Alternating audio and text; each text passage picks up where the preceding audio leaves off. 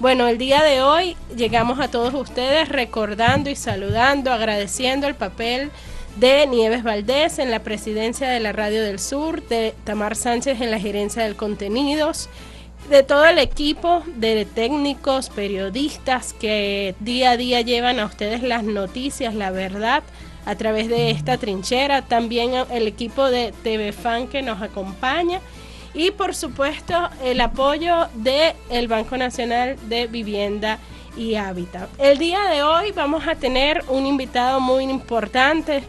Vamos a estar conversando con Javier Couso, quien es político español, es ex eurodiputado por parte de Izquierda Unida. Además ha sido un solidario histórico de la Revolución Bolivariana, pero no solo de la Revolución Bolivariana, sino también de las luchas de los pueblos del sur.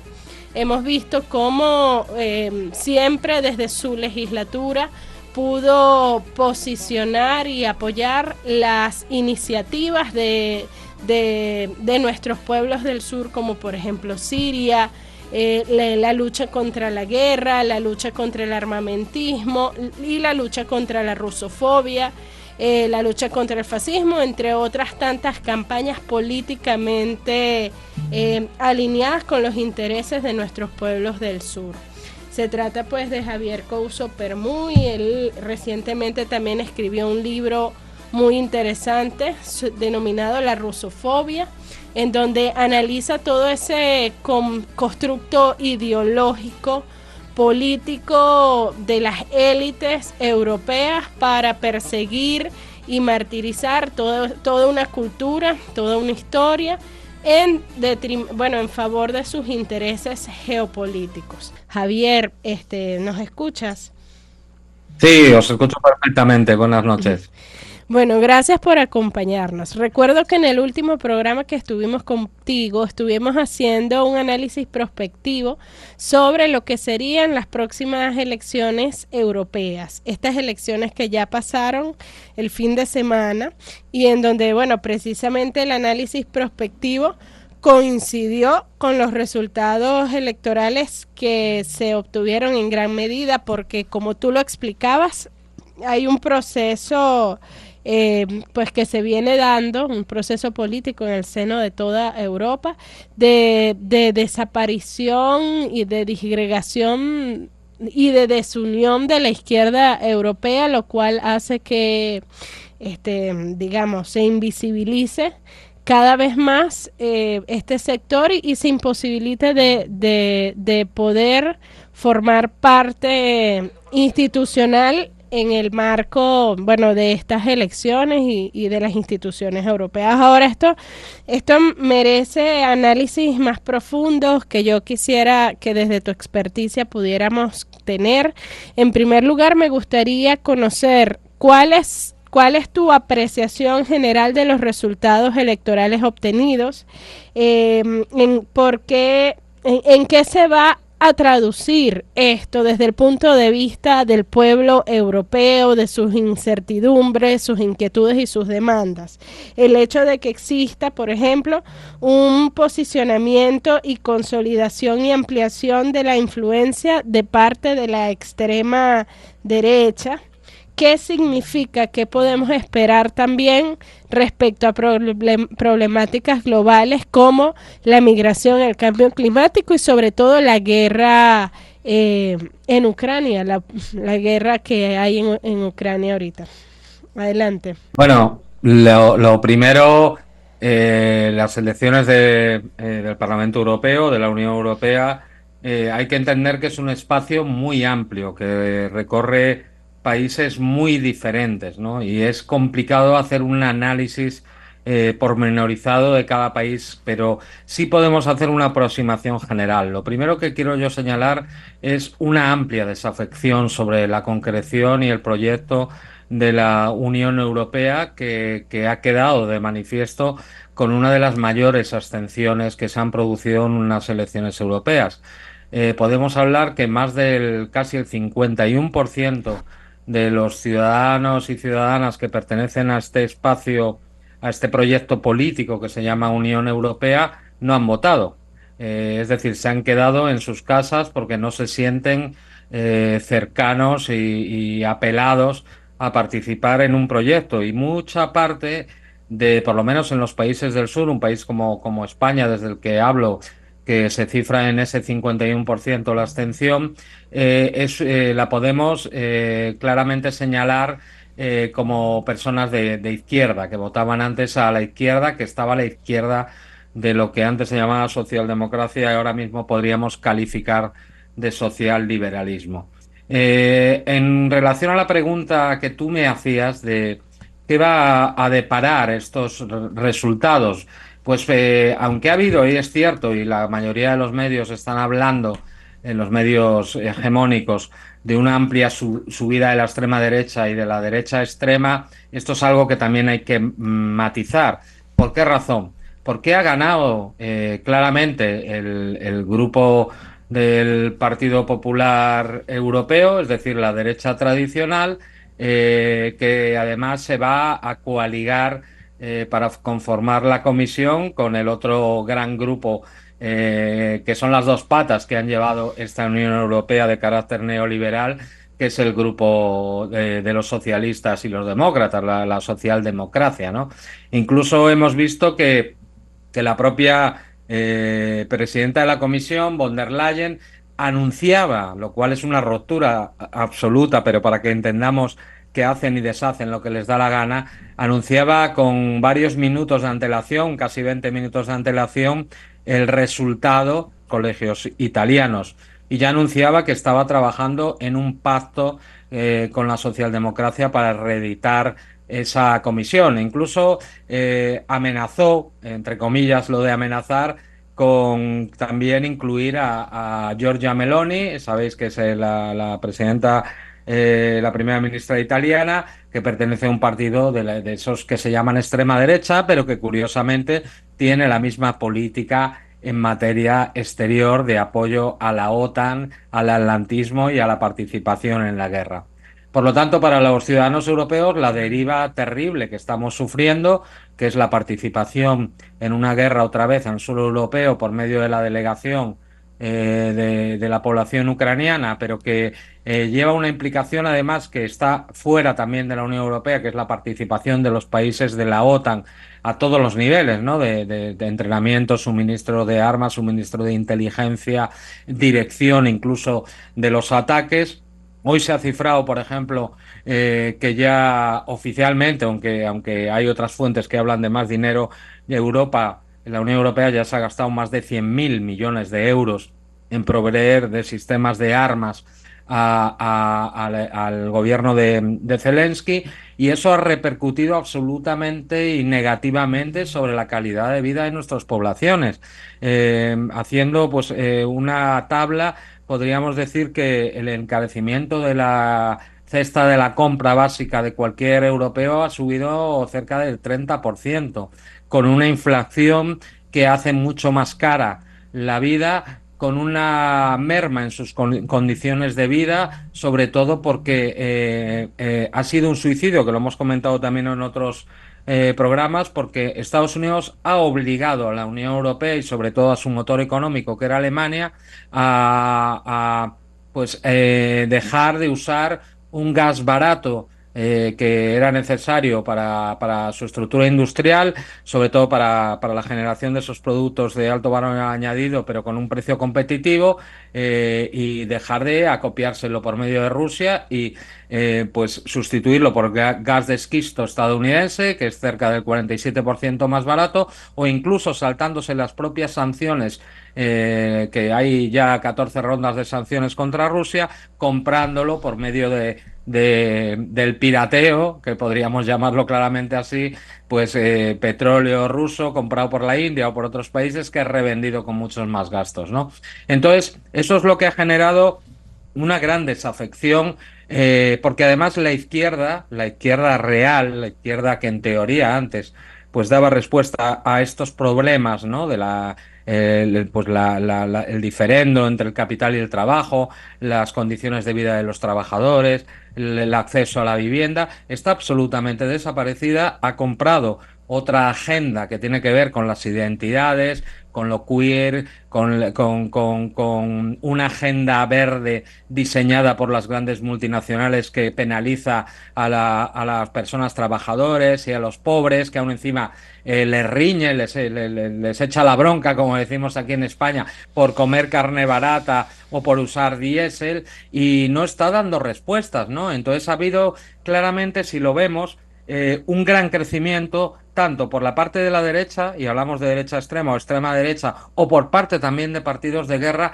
de partidos de la izquierda, que han enfrentado y claramente han llevado en sus programas un enfrentamiento claro con la dirección de la Comisión y de la Unión Europea en el apoyo a esta guerra. Curiosamente han subido. No van a ser determinantes, como he dicho, porque además dentro de la extrema derecha no es uniforme.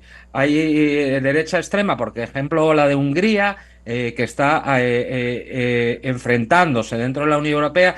Ha dicho el presidente Orbán que no va a entrar en guerra con Rusia, incluso se está negando o está retrasando las sanciones, va a mantener claramente pues las relaciones con Rusia, y se está dando una ruptura que no solo pues afecta a la extrema derecha, pero en Croacia exactamente igual, en Eslovaquia igual. Hemos visto el ataque al presidente de Eslovaquia, Fico, que también se negaba, y lo ha dicho hace 2 días o 3, que se le ha atentado contra él porque se negaba a participar en la guerra de Ucrania. Por lo tanto, a los grandes poderes que representa esa centro derecha tradicional, el Partido Popular Europeo o la socialdemocracia, les interesa agitar la amenaza de la extrema derecha para cohesionar a sus votantes. Pero realmente la extrema derecha, excepto muy poquitos partidos que son más minoritarios, han cambiado su opción, ya no quieren salirse de la Unión Europea, quieren controlarla, y sobre todo pues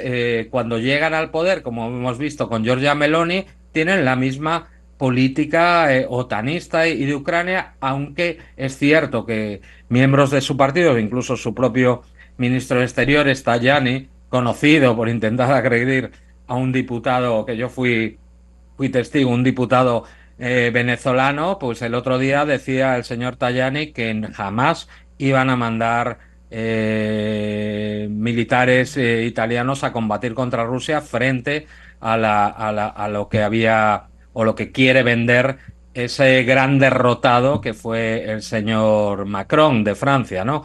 Es muy importante también señalar en otro aspecto la derrota de los impulsores, y que eran el centro de la Unión Europea como países, ya no como formaciones políticas, que era el eje franco-alemán.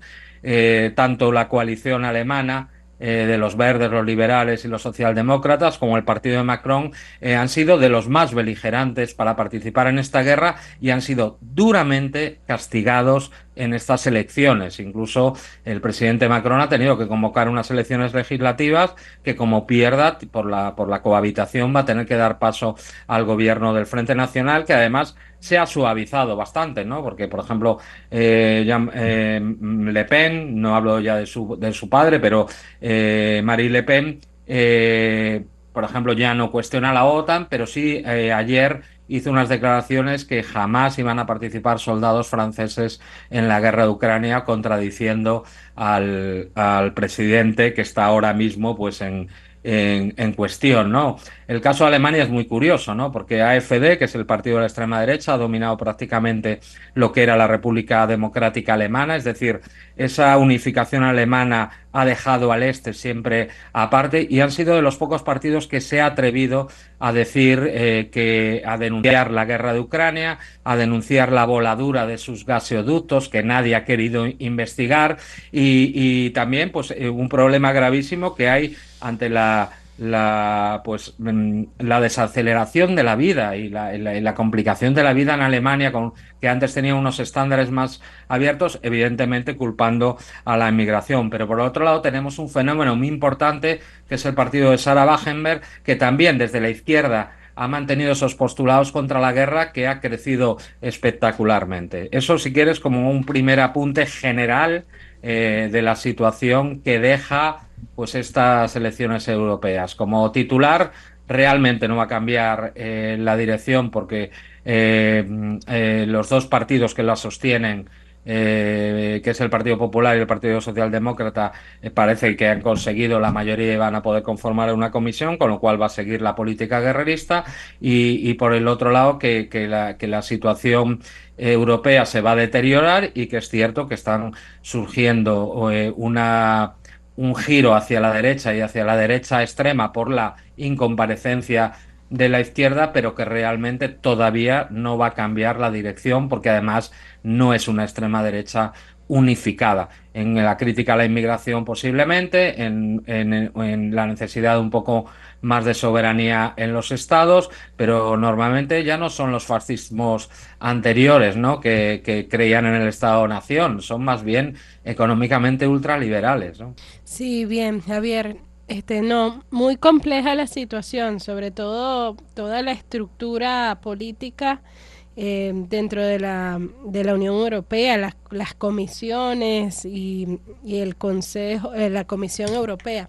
Fíjate, hay una preocupación que nosotros tenemos desde aquí, tiene que ver con las declaraciones irresponsables que Jens Stoltenberg había dado o viene dando, ¿no? Increyendo para impulsar a los países europeos a utilizar a dotar de permiso a Ucrania para que utilice el armamento donado en contra de Rusia, incluso atacando territorio ruso.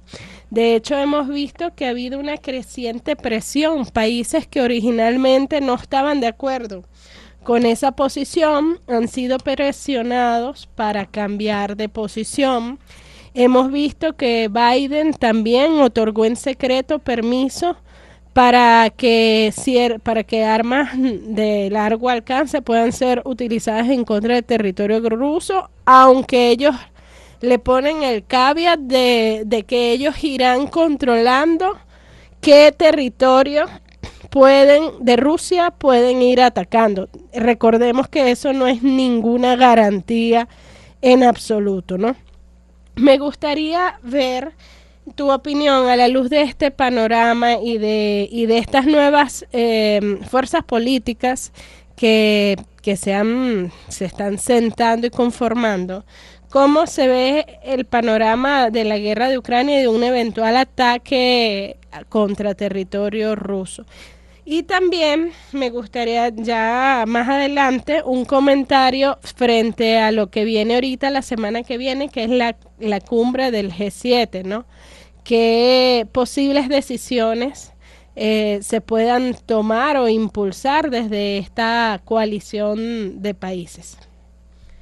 Bueno, sobre lo primero que decías, es una situación que vivimos con absoluta preocupación, aunque también te digo que es el devenir de la guerra ya no ocupa gran espacio publicitario en los sistemas informativos occidentales, porque claramente Ucrania está perdiendo la guerra. Y si no la pierde de una manera más acelerada es por la decisión de tanto el mando militar ruso como de su jefatura política de ir poco a poco, no atacando además centros civiles como hace, por ejemplo, Israel contra la desgraciada población de Gaza que está siendo exterminada, y porque además se ha decidido desde el mando político ruso minimizar las bajas propias. Pero lo que está claro es que el ejército ucraniano está a punto del colapso. Hay que recordar además que sería el tercer ejército, porque ha sido derrotados de entidad de ejército ya dos ejércitos montados, suministrados por la OTAN. Se está hablando de más de 500.000 muertos, ¿no? Con lo cual estaríamos en torno al 1,5 millones de bajas, es decir, casi 1 millón de heridos y 500.000 muertos, ¿no? Con lo cual hay un grave problema. Se pueden suministrar armas, que además ha decrecido el suministro de sistemas de armas, pero tú cuando te enfrentas a una guerra industrial como es esta, con economías de guerra, y no tienes capacidad de reponer el material humano, vas a perder definitivamente la guerra.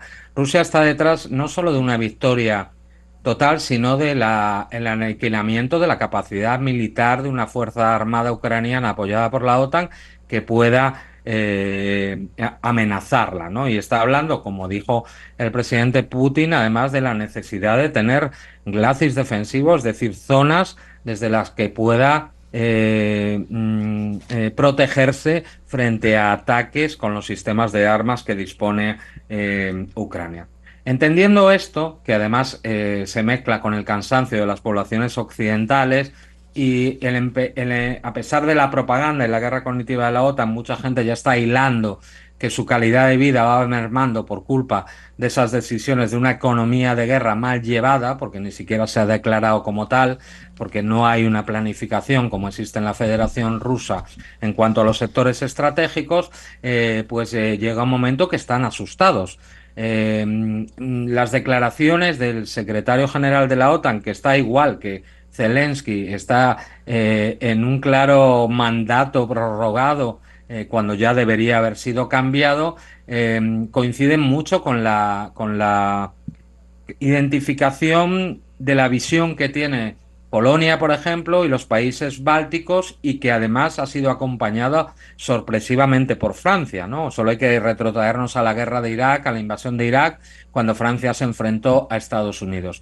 Alemania lo ha hecho más tímidamente, a pesar de tener dentro de su formación una de las ministras más beligerantes y guerreristas, que es la representante de los Verdes, la ministra de Exteriores, que es terrible esa señora, ¿no? Porque es rompiendo totalmente con aquella tradición que fundó los Verdes, ¿no? Contra la guerra, ¿no? La señora más rusófoba y guerrerista, ¿no? Y militarista, ¿no?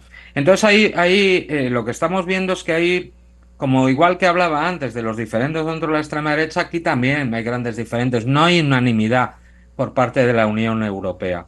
Los británicos son abiertamente duros, de hecho, hemos sabido por comunicados e investigaciones, tanto del estamento militar ruso como de investigadores y de analistas, de que, por ejemplo, los ataques que se han hecho sobre la flota del Mar Negro con drones marinos o con misiles han sido dirigidos directamente por almirantes británicos, ¿no? Que curiosamente tienen una fuerza de armadas muy mermadas, pero sí tienen sistemas de armas muy sofisticados.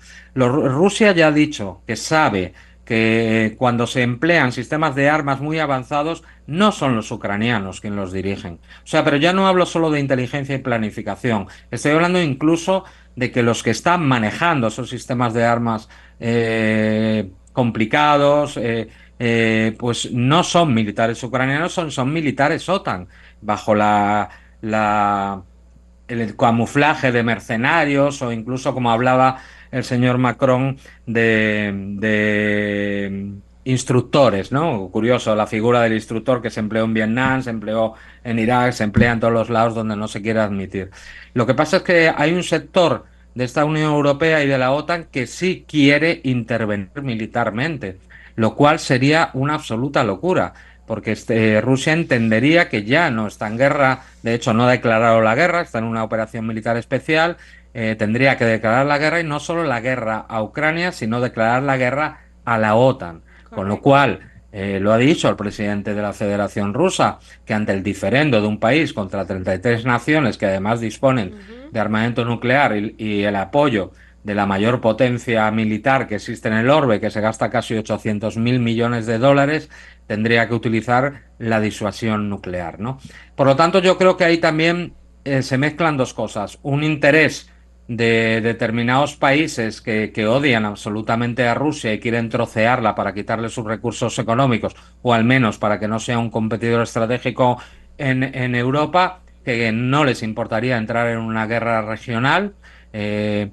Rezando quizás o porque ellos piensan que no se van a emplear armas nucleares ni siquiera tácticas, y otro grupo de países que quiere ir desescalando, ¿no? Y que quiere mantener un poco las fuerzas militares ucranianas para poder llegar a una posición negociadora algo mejor, pero abrir vías de negociación. Yo creo que estamos saltando todas las líneas rojas, pero ya se está haciendo advertencias directas. Yo creo que ya hemos pasado un nivel grave. Estamos viendo cómo no se está actuando a nivel masivo en el interior de la Federación Rusa, es decir, se pueden dar algunos golpes propagandísticos, pero no golpes estratégicos que puedan cambiar la dirección de la guerra. exactamente igual que en la Segunda Guerra Mundial los nazis creían esas armas milagrosas, aquí tampoco se van a dar.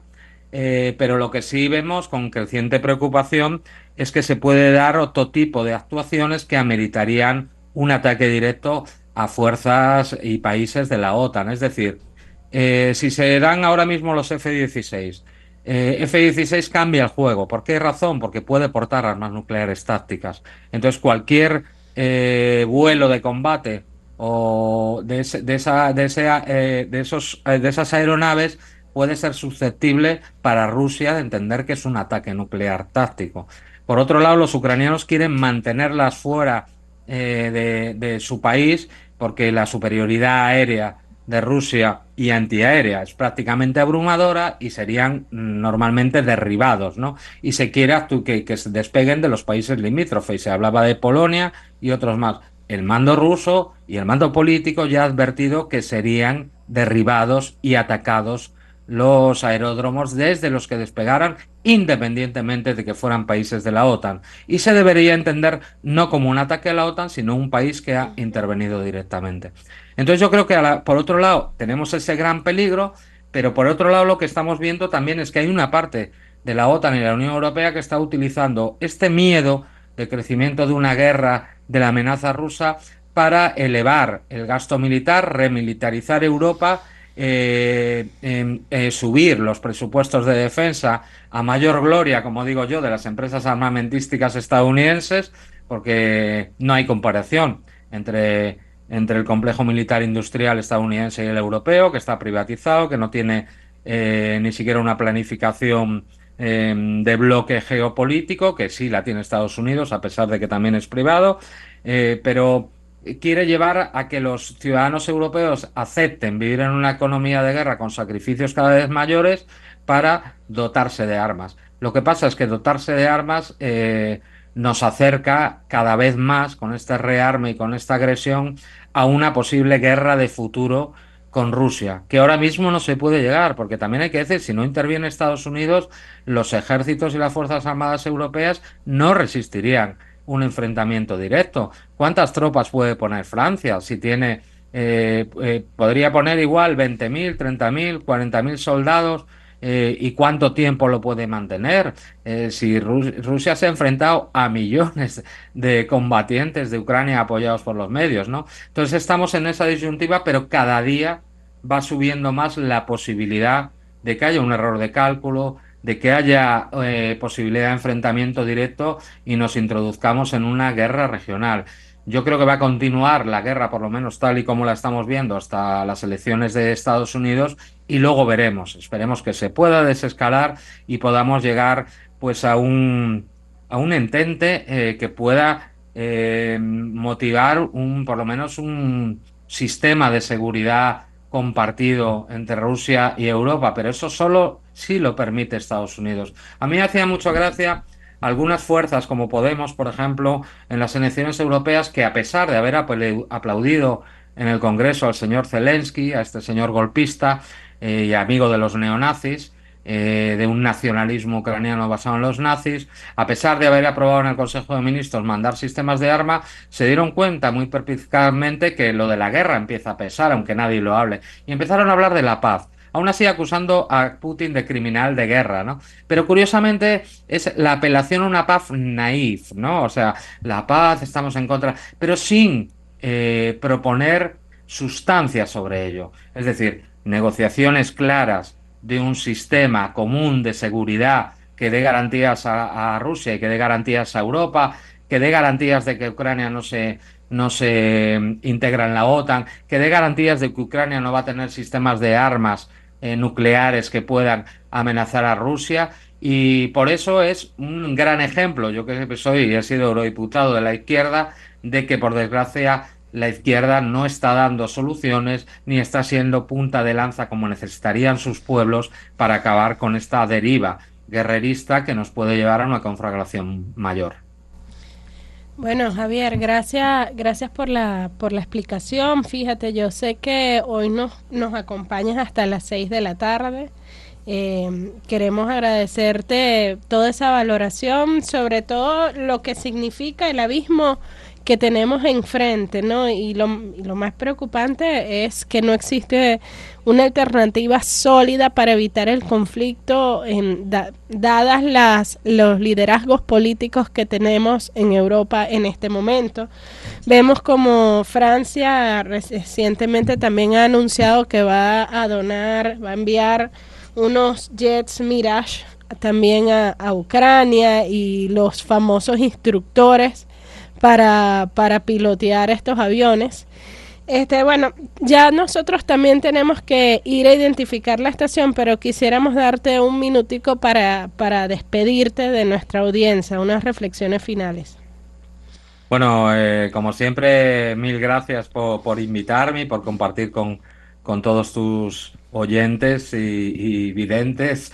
Y simplemente para terminar, ¿no? No me quiero ir tampoco con este pesimismo, aunque la realidad es cruda y hay que explicarla tal como es, ¿no?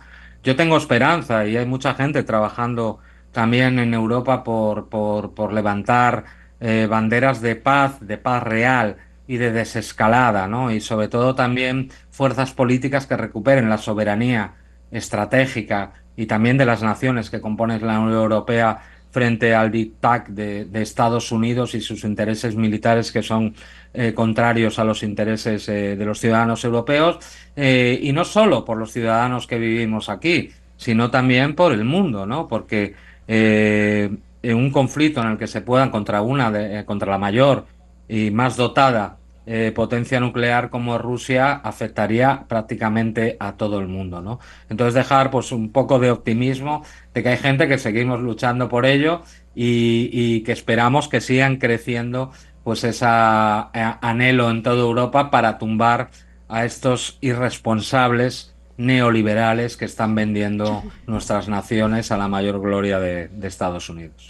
Bien, muchas gracias Javier Couso por acompañarnos, su valoración sobre las elecciones europeas y también sobre el horizonte que tenemos al frente, cuáles son las luchas que tenemos que dar. Vamos a una pausa en Debates del Sur Global y ya volvemos con más.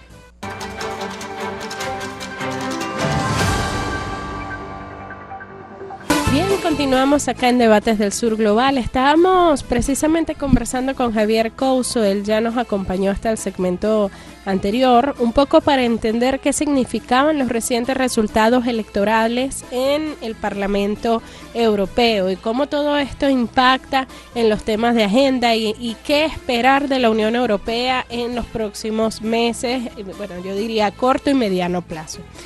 En principio, Couso nos reseñó lo que salta a la vista, que es, bueno, evidentemente una crisis profunda de representatividad que hay en el seno de la Unión Europea, ya que los pueblos, las poblaciones, ya no se sienten representadas por las clases dominantes, los líderes políticos, los candidatos, y por ende han ido bajando la popularidad, los niveles de participación en estas elecciones. Adicionalmente, Couso también nos adelanta que muy probablemente la política guerrerista y subordinada a Estados Unidos de América se va a mantener, en tanto que bueno, el Partido Popular y el Partido Social Demócrata fueron los que mantienen, ¿no?, la misma proporción de poder que tenían antes. También vimos que existió un importante avance y consolidación por parte de la ultraderecha, que ha logrado ocupar nuevos escaños y que también sin duda alguna va a jugar un papel al momento de negociar las posiciones de la organización, de la Unión, pero con una particularidad, y es que la extrema derecha no es una fuerza coordinada en toda la región, sino que los partidos de extrema derecha, por ejemplo, el partido alemán no tiene relación, no comparte agenda común con el partido de Hungría, con Orbán y así sucesivamente, lo cual no quiere decir que a lo mejor esta derecha se organice, la ultraderecha se organice y pueda negociar también la inclusión de sus temas fundamentales de agenda dentro de la política Europea. En todo caso, no se espera un cambio favorable en lo que respecta al desarrollo de una política más constructiva, más equilibrada, más balanceada, menos guerrerista.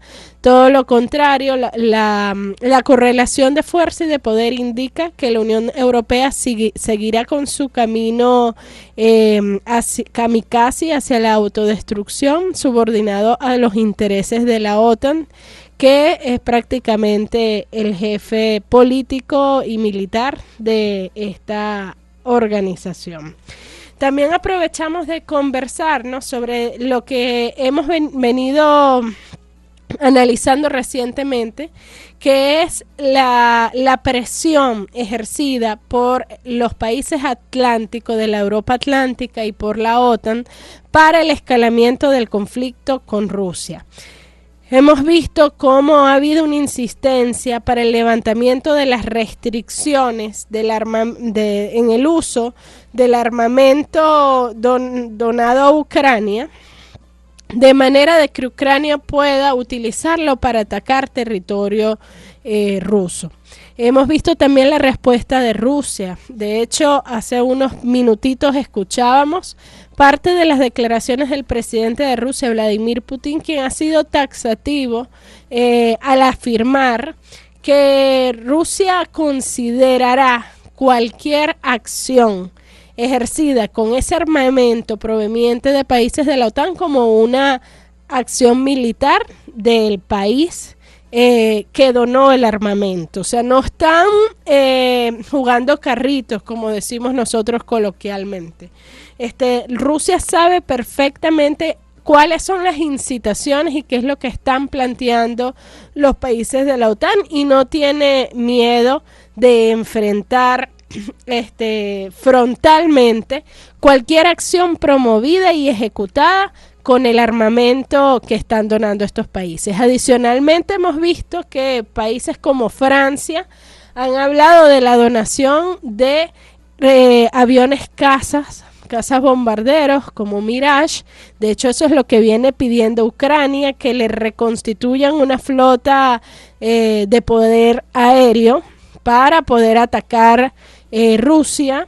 Entonces vimos que Macron enviará unos aviones Mirage y también lo que ellos llaman unos instructores, pero como lo decía Couso en el segmento anterior, se sabe y se ha podido determinar que cuando los países de la OTAN donan este tipo de armamento de última generación, no ceden los derechos de operación sobre esos armamentos, sino que sus mismos militares son los que operan esos armamentos. Los ucranianos no tienen ni la formación ni la capacitación para operar ese tipo de armamento. Entonces, eso también nos pone en una situación de conflicto creciente. ¿Hasta dónde va a llegar este escenario, no? ¿A dónde Estados Unidos y sus aliados quiere llevar esta situación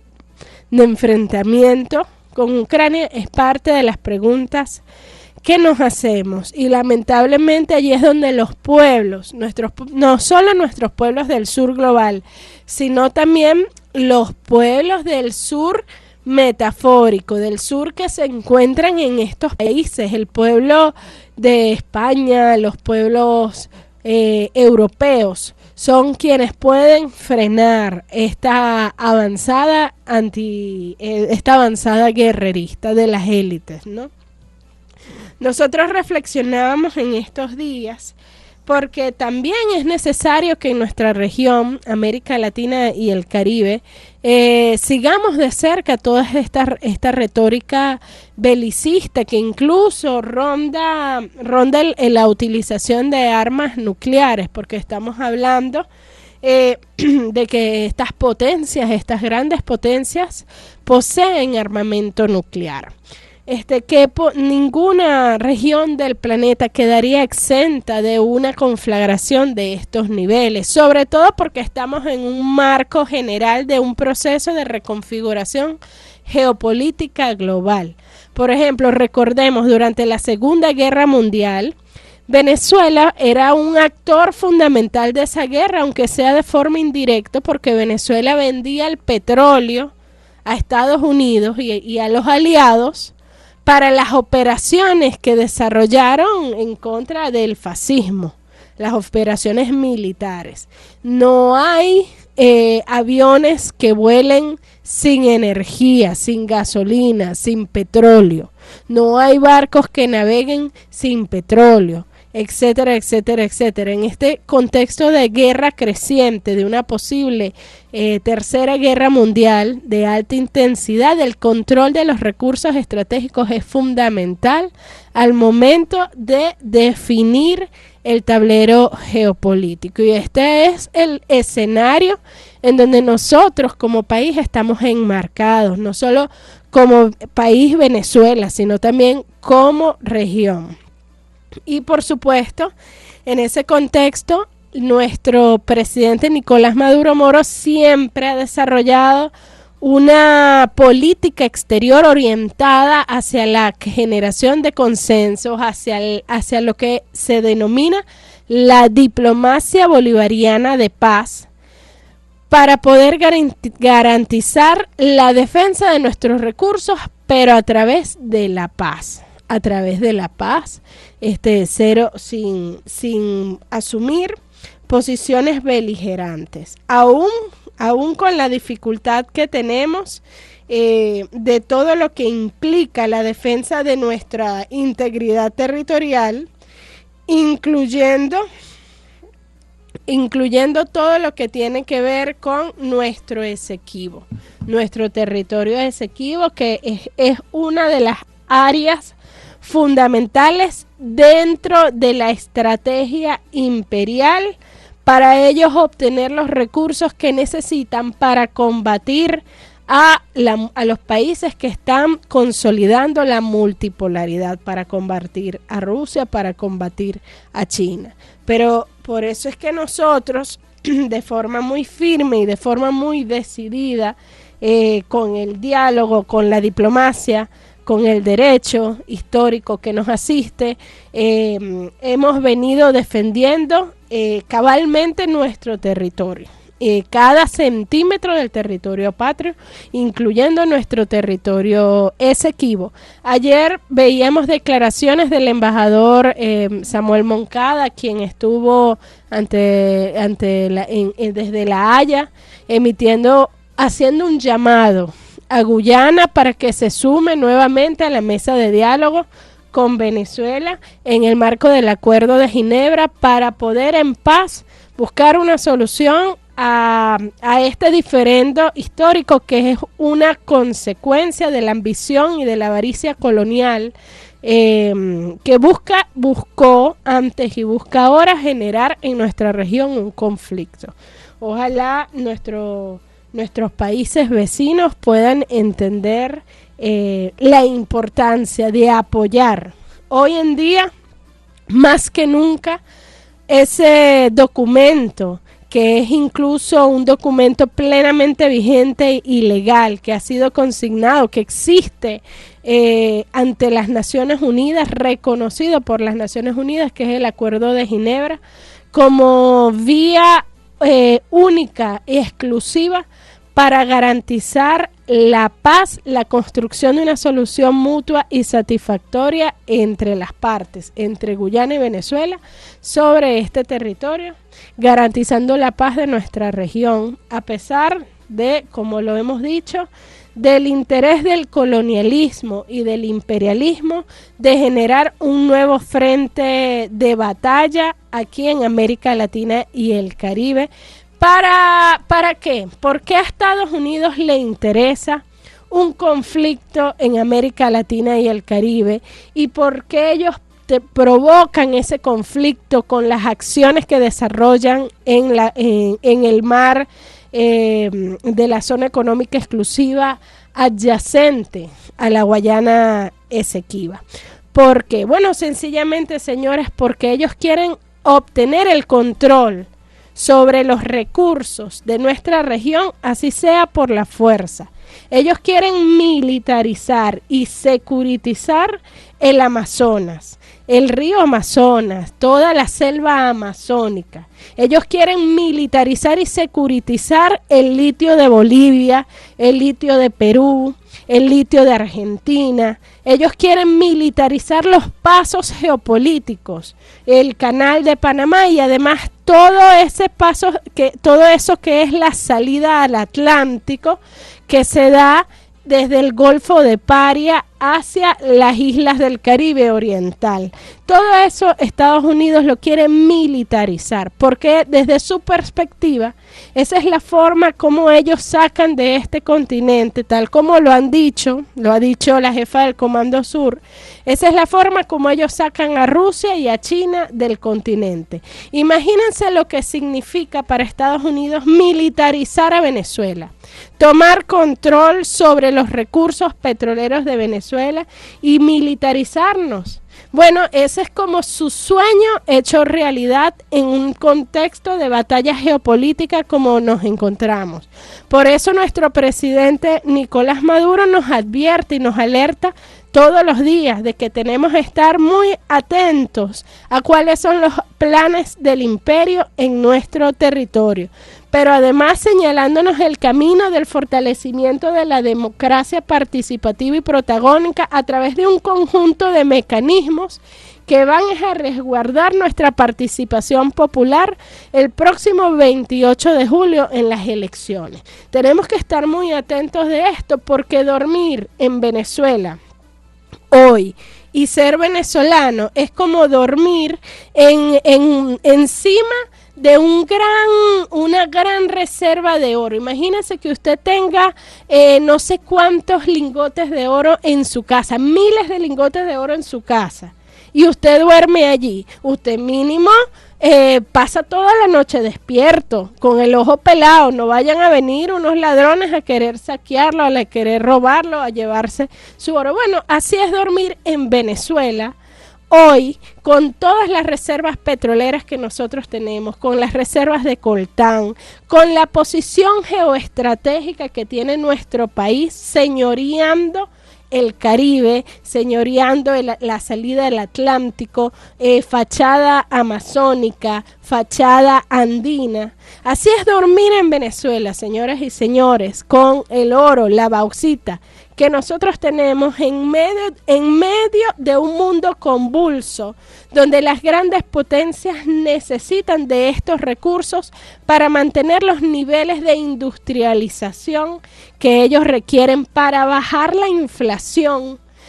Por eso cuando la jefa del Comando Sur dice, es que América Latina es la que alimenta al mundo, porque ellos ven que América Latina es la que tiene que producir los alimentos exclusivamente para ellos, porque en su concepto de América para los americanos, no es admisible que Venezuela de forma democrática esté ahorita, por ejemplo, en Rusia, estableciendo y firmando acuerdos con los países miembros del BRICS Plus, y que Venezuela solicite formar parte del BRICS es algo inconcebible desde la lógica monopolista y expoliatoria que tiene el imperio estadounidense, y frente a la necesidad tan grande que tienen de enfrentar a Rusia y enfrentar a China.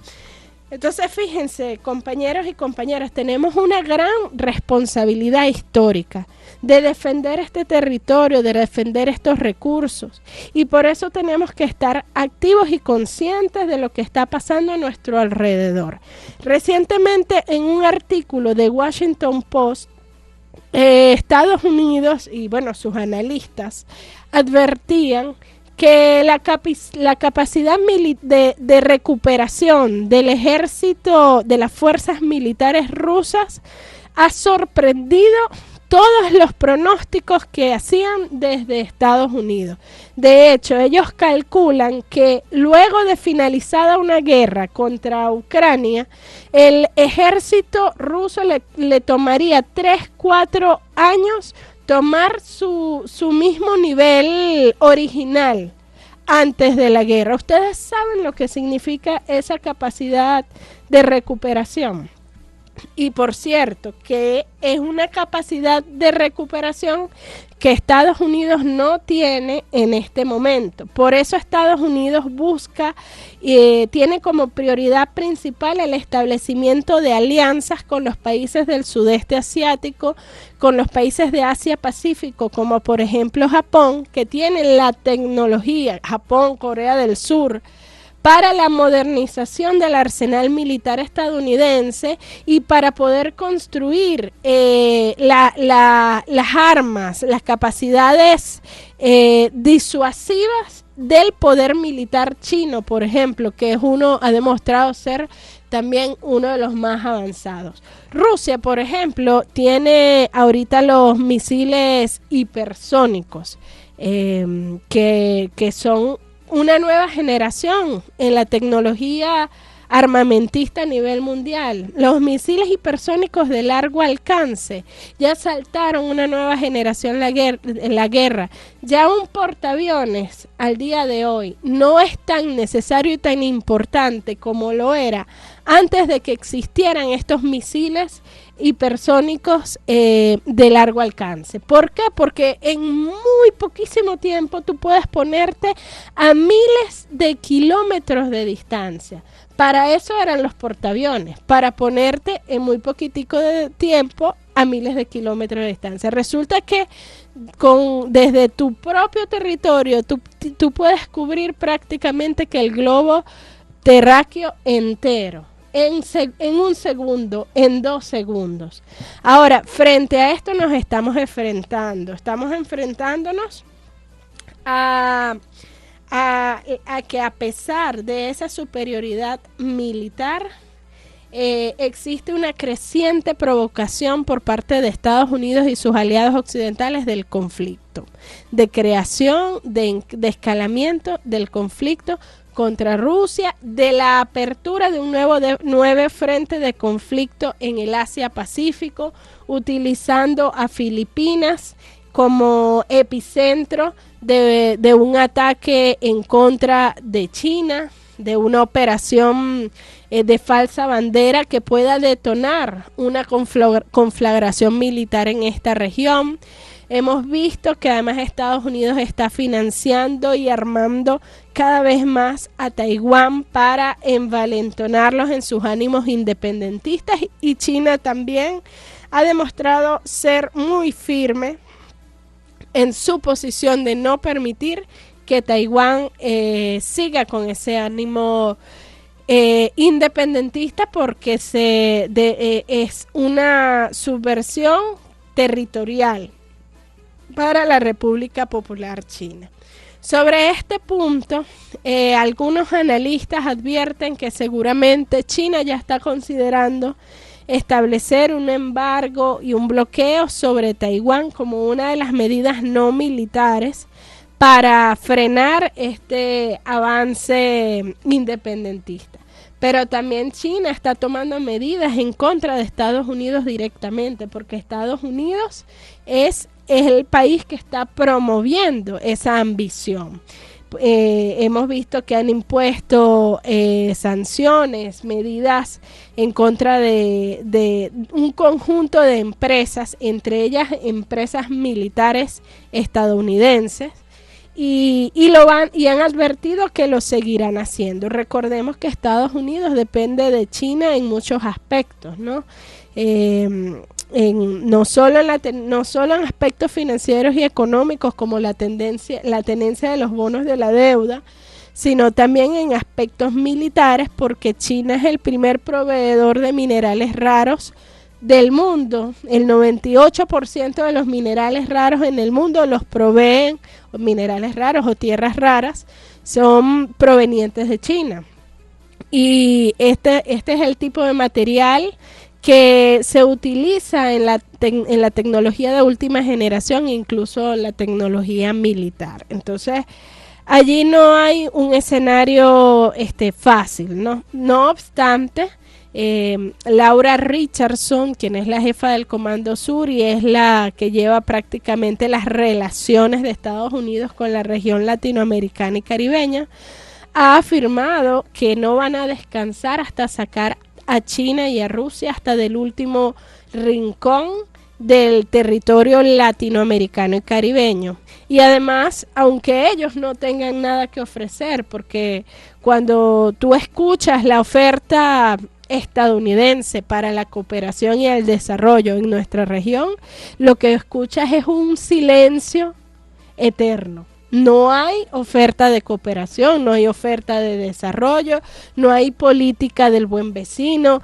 no hay alianza para el progreso. Lo que hay es una carencia de todo eso y un militar, una militar en este caso, que la ponen a reunirse con todos los militares de la región para ver cómo promueven golpes de Estado, para ver cómo promueven situaciones de violencia doméstica de orden interno, con la delincuencia organizada o con agentes infiltrados de la DEA, para hacer necesario la militarización o la presencia de militares estadounidenses para entonces apropiarse de los recursos y el sumir a los pueblos en pobreza, opresión, persecución.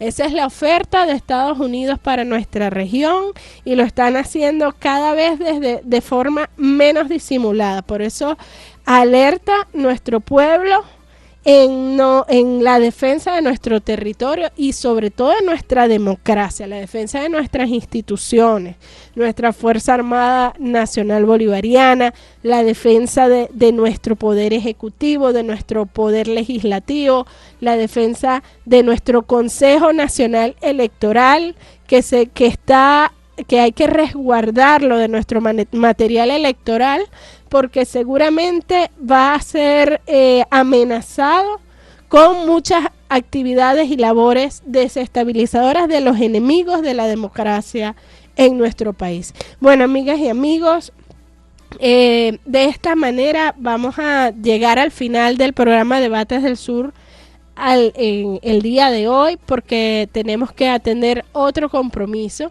y será hasta el próximo martes que estaremos de vuelta con todas y todos ustedes acá a través de la Radio del Sur.